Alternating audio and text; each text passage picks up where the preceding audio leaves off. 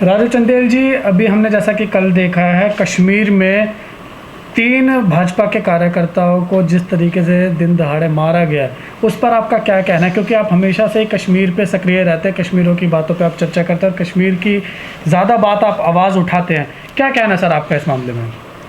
जय श्री राम।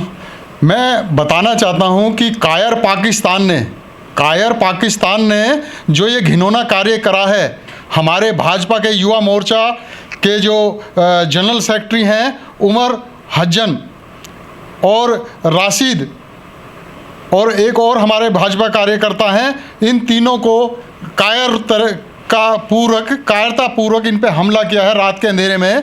ये पाकिस्तान की जो घिनौनी सोच है, आज भाजपा के अंदर कार्यकर्ताओं का इन हरकतों से मनोबल कोई कम नहीं हुआ है।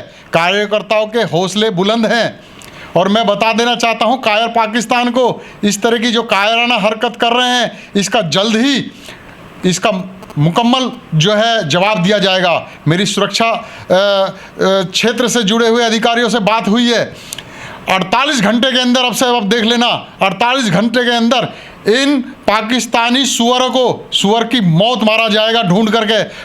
उनको ट्रैक कर लिया गया है और उनको 48 घंटे के अंदर आप देखना मौत के घाट उतार दिया जाएगा। ये जो कारणा हरकत वो छुप करके जो कर रहे हैं हरकतें, ये इनकी हताशा का, आतंकवादियों की जो निराशा है, हताशा है, उसका एक उदाहरण है। आज इनको ढूंढ करके जो ऑपरेशन क्लीन चल रहा है जम्मू कश्मीर में, हमारे सुरक्षा बल जो उनको ढूंढ के मार रहे हैं, ये हताश हो चुके हैं, ये छुप करके वार कर रहे हैं हमारे भाजपा कार्यकर्ताओं के ऊपर। इसका बदला तुरंत लिया जाएगा। और मैं बता देना चाहता हूं, जैसे कि पाकिस्तान की पार्लियामेंट के अंदर बोल दिया है, पुलवामा में जो उनका चेहरा है सामने आ गया है, इसके लिए अंजाम भुगतने के लिए पाकिस्तान तैयार रहे। और इसकी जो नापाक हरकत ये कर रहे हैं, आए दिन राजौरी, पुंछ और हमारे ग्रामीण एरियो में नागरिक ठिकानों पे जो गोलाबारी कर रहे हैं, हमारे मवेशी मारे जा रहे हैं, हमारे किसान मारे जा रहे हैं, तो इसका जवाब दिया जाएगा।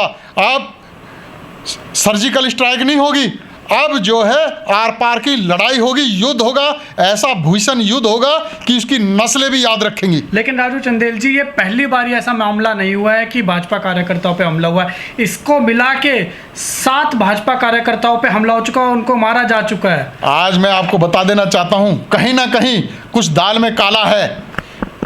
ये लोग आज कहीं ना कहीं ऐसे मोर्चे पे बैठे हैं जो हमारे कार्यकर्ताओं की एक लोकेशन दे रहे हैं, और कुछ निकम्मे अधिकारी ऐसे हैं कि सुरक्षा देने के नाम पर उन्हें ऐसे दौड़ाते रहते हैं कार्यकर्ताओं को कि उन्हें सुरक्षा समय पर नहीं मुहैया होती।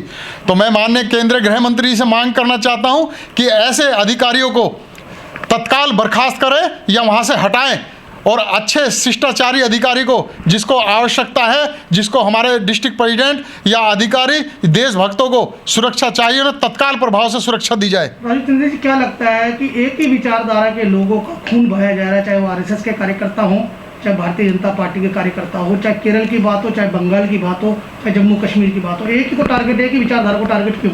देखिए, हमारे संघ परिवार के 2 बंधु थे, सबसे पहले उनका खून बहाया गया जम्मू के अंदर, उसको आज भी हम भूले नहीं हैं। इन लोगों ने जो टारगेट किया हुआ है संघ परिवार को और भाजपा कार्यकर्ताओं को, हिंदूवादी नेताओं को, ठेड़ मुझे भी आती है, लेकिन इन कायरों से हम घबराने वाले नहीं हैं, ना हमें सिक्योरिटी की आवश्यकता है। लेकिन मैं ये चाहता हूं कि मेरे उन भाजपा के सिपाहियों को, उन देशभक्तों को सुरक्षा तत्काल प्रभाव से दी जाए, जिनको आवश्यकता है। इसमें तत्काल भी प्रभाव से इस पे एक्शन ले और इसमें कोई देरी ना हो। राजू चंदेल जी, जब से धारा 370 हटी थी, तब से जितने भी जम्मू कश्मीर के नेता थे उनको नज़रबंद कर दिया गया था। अभी हाल ही में उनको छोड़ा गया है, उनको रिहाई दी गई है, और तभी से हमने देखा कि मामले ज़्यादा बढ़ गए हैं। बात करें फारूक अब्दुल्ला की, फारूक अब्दुल्ला ने जैसे विवादित बयान दिया, और अभी महबूबा मुफ्ती का भी जो बयान आया है, मैं हिंदुस्तान का झंडा नहीं उठाऊंगी, कहीं ना कहीं लगता है कि आपको वो भी इसमें इन्वॉल्व है। मैं आपको बताना चाहता हूं उज्ज्वल जी कि उनके झंडा उठाने ना उठाने से कोई फ़र्क नहीं पड़ता। ये इनको नकार दिया है जम्मू कश्मीर की आवाम ने, ये नेता नहीं है। हम तो इनका अपनी ज़ुबान पे नाम भी नहीं लेके आना चाहते। आज घर घर से एक तिरंगा निकल रहा है, हर एक आदमी लेके निकलता है। हमारा भाजपा का नेता बारी साहब वो उसको शहीद कर दिया, आज इन लोगों को शहीद करा। यहाँ कुर्बानी देने वालों की कमी नहीं है। आज भाजपा के अंदर इतिहास उठा के देख लो, इतने अन्य किसी पार्टी में कुर्बानी नहीं दी जितनी भाजपा के कार्यकर्ताओं ने कुर्बानी दी है, चाहे पश्चिमी बंगाल में हो या कश्मीर के अंदर हो या केरल में हो। भाजपा का और संघ परिवार के लोग ही कुर्बानियां दे रहे हैं। देशभक्त, आज सच्चे जो देशभक्त हैं वो भारतीय जनता पार्टी के, आरएसएस के और हिंदूवादी नेता हैं।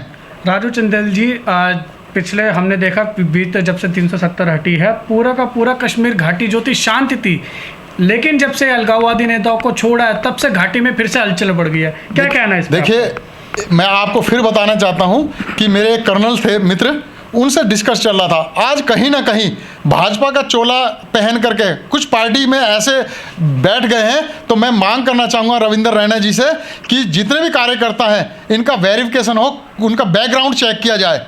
तो कुछ मेरे संज्ञान में भी आए हैं कि कुछ लोग घुसे हुए हैं। आज कहते हैं ना, घर का भेदी लंका डाहे, तो कहीं ना कहीं घर का भेदी है कोई जो इस तरह के उनको रूट समझा रहा है और हमारे भाजपा कार्यकर्ता मारे जा रहे हैं। तो उस जो आप कह रहे हैं जो घर का भेदी लंका डाहे, उसको भेदी को क्या संदेश देना चाहेंगे, क्या बोलेंगे? मैं ये कहना चाहता हूं कि एक बार मोर के बीच में कौवा भी पंख लगा के आ गया था। कौवा भी मोर का पंख लगा के आ गया था, और जब बरसात आई तो उसका रंग साफ नजर आ गया था। एक जांच ऐसी चाहिए कि वहाँ कार्यकर्ताओं की कौन, उसका बैकग्राउंड क्या है, उसके खानदान का बैकग्राउंड क्या है, तभी उसको भाजपा की सदस्यता दी जाए, जम्मू कश्मीर में खासकर। Like, share and comment. To subscribe this channel, please press the bell icon.